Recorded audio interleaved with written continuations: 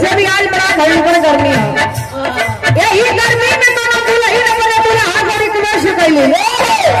सुनिए जी, बिजली का व्यवस्था बड़ा कमजोर बा, हाई कुल छोड़ी नहीं देसी कारोबार अपनाई। दुल्हन का कली अपने मर्द से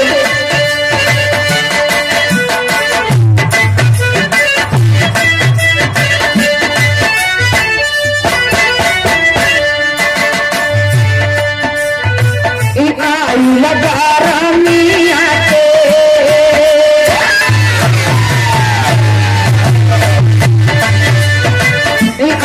लगा रामिया के दीन पिया दीन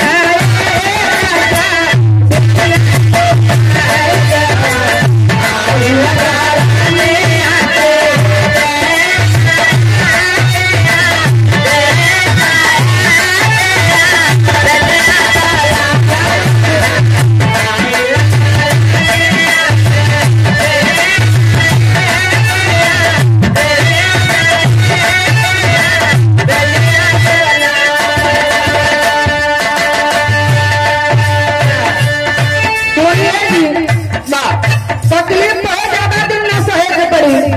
कितना दिन सहे के पड़ी सुनी।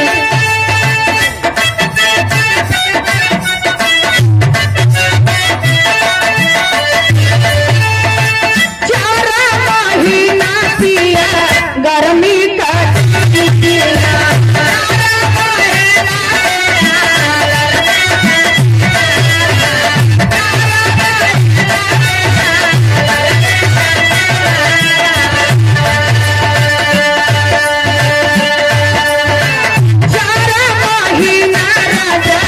गर्मी का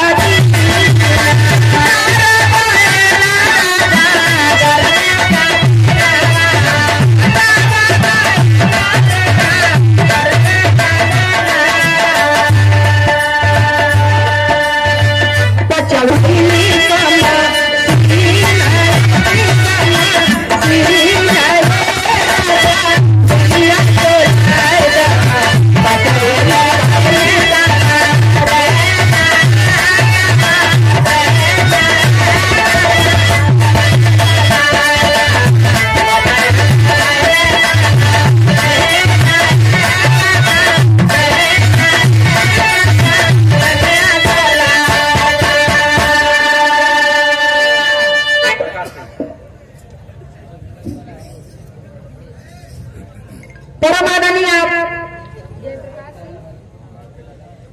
जयप्रकाश सिंह मार्केटिंग आपकी तरफ से 1000 रुपए का पुरस्कार बा। भैया के बहुत बहुत प्रणाम, सब लोगों के बहुत बहुत प्रणाम।